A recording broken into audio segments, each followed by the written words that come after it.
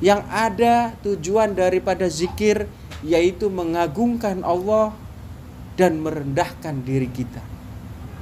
Dan seseorang yang tidak mau berzikir, tidak mau mendekatkan diri kepada Allah, maka akan sakit hatinya. Gampang melo, gampang baperan, sedih, mudah terluka, mudah buntu. Itu orang yang tidak mau menyebut asma-asmanya Allah. Sallu ala Nabi Muhammad.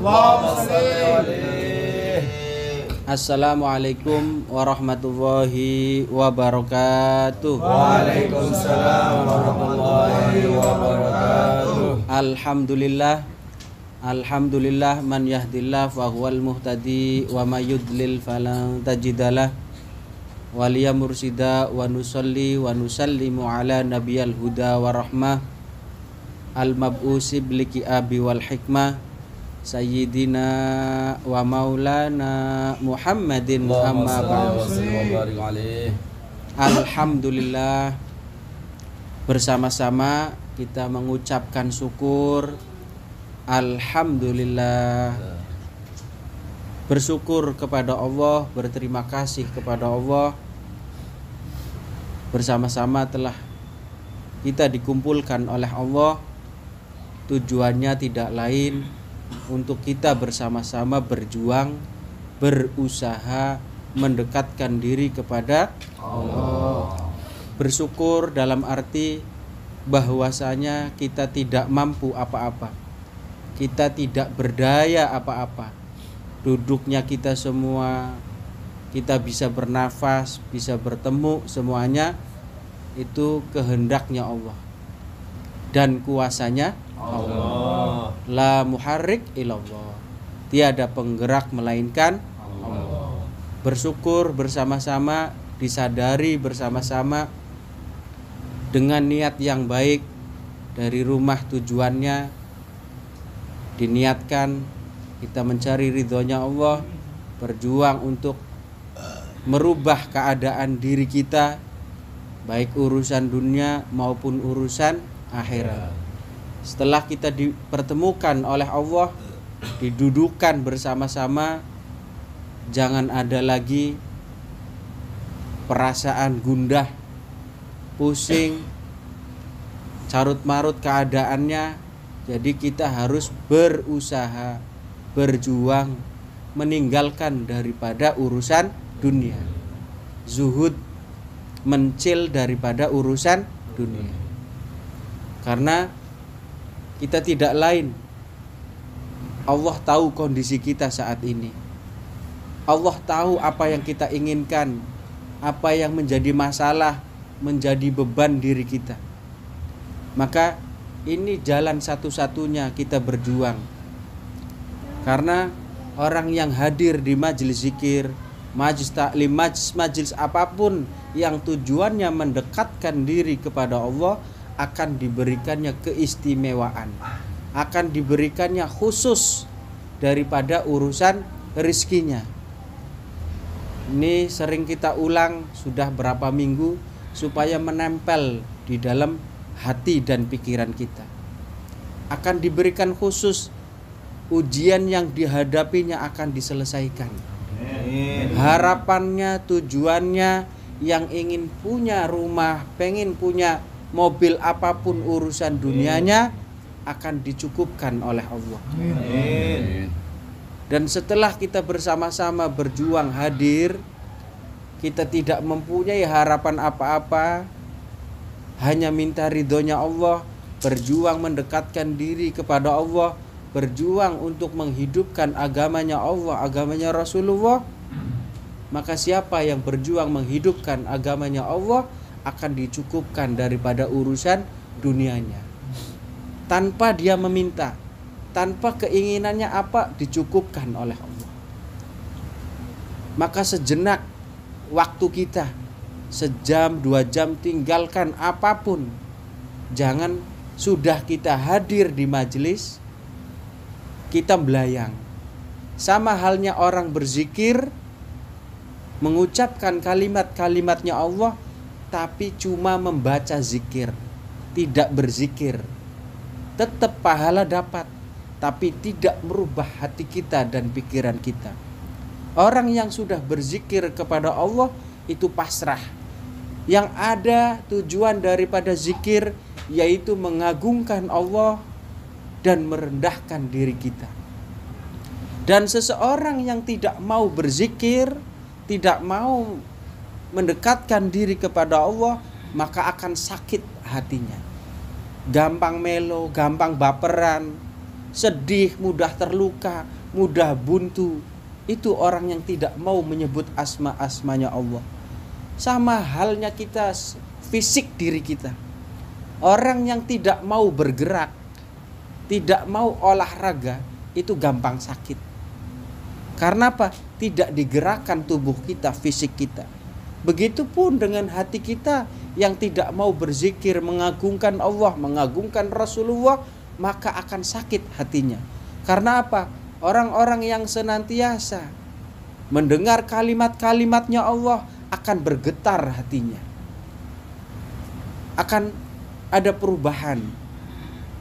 Maka satu huruf yang kita baca, kalimat-kalimatnya Allah, akan dibalas oleh Allah 10 kebaikan. Satu hurufnya dibalas oleh Allah 10 kebaikan. Satu kebaikannya mampu mencukupkan urusan dunia. Berapa huruf yang kita baca? Maka jangan sampai kita hanya membaca zikir. Terus bagaimana supaya diri kita bisa berzikir? Yaitu obati dulu hati kita. Seperti halnya kita sakit badan kita, pilek atau pusing, kita obati dulu rasa pusing kita. Pilek kita baru badan bisa nikmat, makan pun nikmat. Tapi kalau kondisi kita sakit, ya, meriang, dikasih nikmat apapun makanan tidak akan bisa menikmati. Begitupun saat kita berzikir, mengagungkan Allah, memuji Allah, maka yang diobati apa? Hati kita dulu.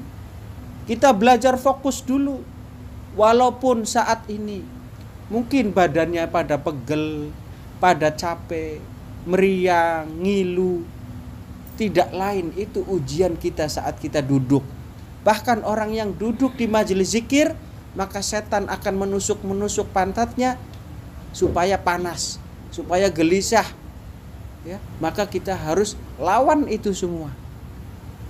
Harus kita bisa konsentrasi. Walaupun kita belum bisa khusyuk, maka teruslah kita berzikir. Maka kekhusyuan itu akan dirubah oleh Allah. Hati kita akan dirubah oleh Allah. Karena tujuan daripada zikir yaitu apa? Untuk kita husnudon, berprasangka baik kepada Allah. Maka orang yang berzikir tidak ada di dalam hatinya berprasangka buruk. Semua dipasrahkan oleh Allah, apapun keadaannya. Bahkan akan diberikan keyakinan. Gak ada yang mustahil bagi Allah. Seperti halnya kita mati, kita tidak tahu besok kapan. Maka bersama-sama dimanapun kita hadir di majelis zikir, dimanapun berada tempatnya, usahakan kita harus bisa mengendalikan daripada diri kita. Karena kita harus belajar fokus. Selemah-lemahnya khusyuk kata Nabi, lisan ngucap, hati ikuti. Subhanallah, subhanallah, ikuti. Jangan kita melayang. Seperti halnya orang ngobrol, orang berbicara, walaupun secara zahirnya berhadapan, tapi apabila dia melayang pikirannya kemana-mana, maka perkataan itu tidak akan masuk. Maka kita enak gak enak dipaksakan dulu, kita paksa untuk bisa menikmati. Kita harus bisa maksa, baru Allah akan memberikan nur di dalam hati kita. Maka kita beruntung bersama-sama dipertemukan, tidak lain. Ada Mas Anwar ya dari Garut, ada Aki dari Tegal ya, dan juga Gus Dian dari Pamijahan ya. Kita dikumpulkan semuanya di sini. Dan disadari, jangan pernah mencari banyak, mencari tenar, jangan. Sedikit walaupun satu, yang penting istiqomah untuk diri kita. Dan kita harus paksa keistiqomahan itu. Karena istiqomah, kata Syekh Abdul Qadir Jalani, lebih baik daripada 1000 karomah. Seseorang yang diberikan 1 karomah saja akan cukup urusan dunia. Siapa yang saat ini sedang galau, gelisah, bingung, segala macam, apa nggak yakin dengan kekuasaan Allah? Apa nggak yakin dengan kebesaran Allah? Coba bayangkan setiap permasalahan yang kita hadapi, tidak lain daripada urusan dunia. Belum punya ini, belum selesai ini. Kenapa kita sebagai manusia yang diciptakan oleh Allah lebih sempurna daripada makhluk yang lain? Bahkan malaikat pun kalah dengan manusia yang bertakwa mendekatkan diri kepada Allah. Sadari bersama-sama, sebesar apapun dosa kita, langit bumi seisinya, kata si Abdul Qadir Jailani, selagi kita mau beristighfar kepada Allah, maka lebur dosa-dosa kita. Yang paling sulit yaitu apa? Dosa sesama manusia. Sebelum kita minta maaf, maka Allah belum maafkan kesalahan kita sesama manusia. Maka tinggalkan daripada prasangka-prasangka buruk di dalam diri kita. Tinggalkan daripada kita menceritakan aib saudara kita. Kita melihat sekalipun, kalau memang kita tidak mampu menegur, maka kita doakan. Jangan kita bersenantiasa suudon di dalam hati kita, di dalam pikiran kita, si anu seperti ini. Kita yang berjuang mendekatkan diri kepada Allah belum dijamin masuk surga, belum dijamin akhir hayat kita. Tapi paling tidak kita berusaha antara baik buruk urusan Allah, urusan akhir hayat kita. Maka disadari senantiasa supaya ada semangat. Kalau kita tidak disadari, maka tidak ada perubahan. Kita senantiasa hadir dimanapun majelis-majelis taklim, maka akan sama dengan orang yang tidak hadir di majelis taklim. Maka apa yang ilmu kita dengar, kita lihat, kita resapi, kita tangisi hati kita. Apa ketakutan diri kita? Takut mati sudah pasti. Takut lapar gak mungkin. Karena Allah senantiasa diberikannya ribuan triliunan setiap hari nikmat. Maka disadari bersama-sama. Apa sih? Orang yang sungguh-sungguh benar-benar taat kepada Allah, berjuang, diberikannya oleh Allah kecukupan urusan dunianya. Amin. Orang yang tidak memuji Allah, ada manusia yang menyembah matahari, menyembah bulan, menyembah patung, diberikan rizkinya, maka rizki itu tidak akan pernah nyasar. Saat ini sudah ditentukan oleh Allah rizkinya untuk Mas Nur, ya, itu tidak akan meleset. Tidak akan meleset ke Mas Edi, ya, Mas Budi, tidak akan. Sudah ditentukan di dalam usia 4 bulan. Ini yang perlu kita sadari. Tapi dengan kita istiqomah dengan kebaikan, itu yang menjadikan istimewa, yang menjadi cepatnya keadaan kita.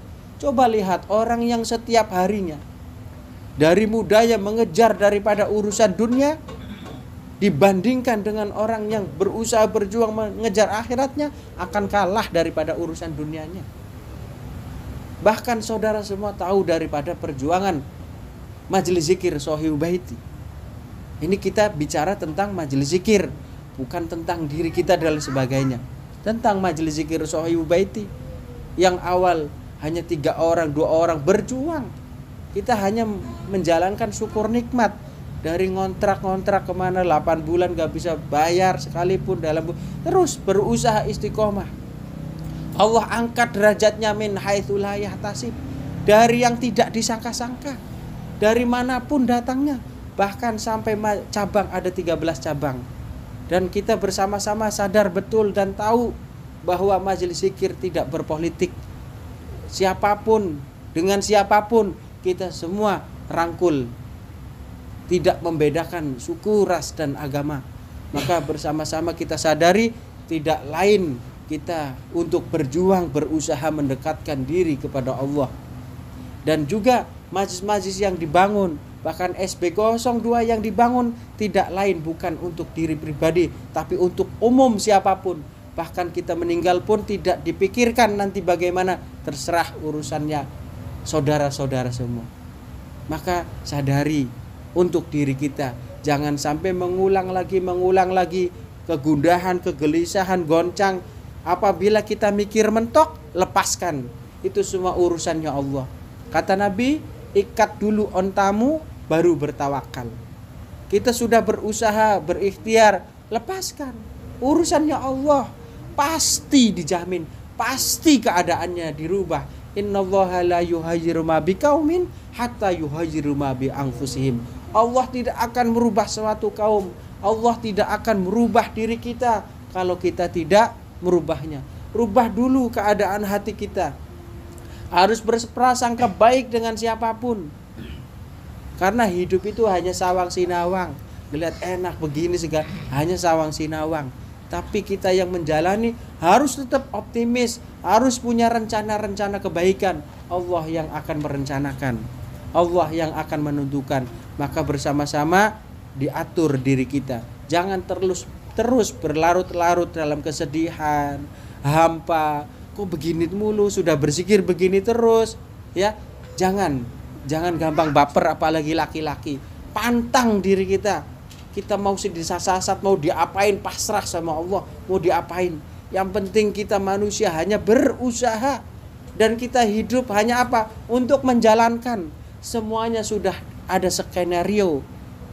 Ini semua kita hadir di sini sudah ditentukan sama Allah.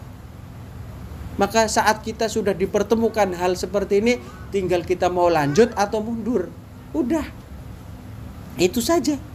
Maka berjuang bersama-sama dimanapun kita punya majlis ta'lim, majlis zikir, usahakan tetap berjuang istiqomah. Ikuti di dalam hati kita. Mau lari kemana di dalam hati kita, pikiran kita. Yang penting jangan pernah, apabila itu tidak sesuai dengan akidah, tidak sesuai dengan syariat, maka kita lepaskan. Karena kita dari kecil dididik tahu mana yang baik, mana yang buruk. Ya, maka dikuatkan, dipegang daripada akidah kita, ya. Jadi bersama-sama tinggalkan sejenak daripada urusan dunianya, kita mohon sama Allah. Karena apa? Zikir itu ruhnya doa. Orang yang senantiasa memohon kepada Allah, bahkan kata Allah apa? Ud'uni astajib lakum, mintalah kepadaku niscaya pasti, kata Allah. Pasti enggak akan ditolak doa kita kepada Allah. Pasti. Maka jangan nanggung di saat kita minta sama Allah. Minta sebesar-besarnya sama Allah. Allah yang kuasa. Allah tuh mudah membolak-balikan segala sesuatunya. Yang penting ingat, Allah menyuruh malaikat untuk bertanya, sedang apa hambaku? Maka kata malaikat, hambamu sedang memohon kepadamu ya Allah. Ada yang minta pengen punya mobil, punya rumah, pengen punya masalahnya selesai. Kata Allah, aku tahu di dalam hatinya hambaku minta karena mobil, bukan karena Allah. Karena ada sesuatu keinginan daripada urusan dunianya. Tapi aku lebih senang, kata Allah, hambaku yang berzikir, memujiku, mengagungkanku. Maka seketika hambaku terlena atau kesusahan, seketika saja dia terbesit, ya Allah anak saya belum makan, ya Allah saya punya masalah ini, ya Allah ini hutang saya belum selesai, ya Allah urusan ini. Maka seketika Allah gak mau, Allah cemburu, tanpa dia meminta Allah siapkan keadaannya. Maka yang semangat, yang yakin, jangan ragu kepada Allah. Maka disebut zikir adalah ruhnya doa. Maka setelah kita sudah berzikir, sudah mengagungkan Allah, baru kita angkat kedua tangan kita, mohon kepada Allah. Maka bersama-sama kita sadari bersama-sama, tidak lain tujuan daripada kita berzikir, yaitu mengagungkan Allah dan merendahkan diri kita. Sholawat serta salam tak lupa kita haturkan kepada junjungan Nabi besar Muhammad Rasulullah SAW, beserta keluarganya, sahabatnya, alim ulamanya, dan juga kita generasi penerusnya. Sebelum kita mulai,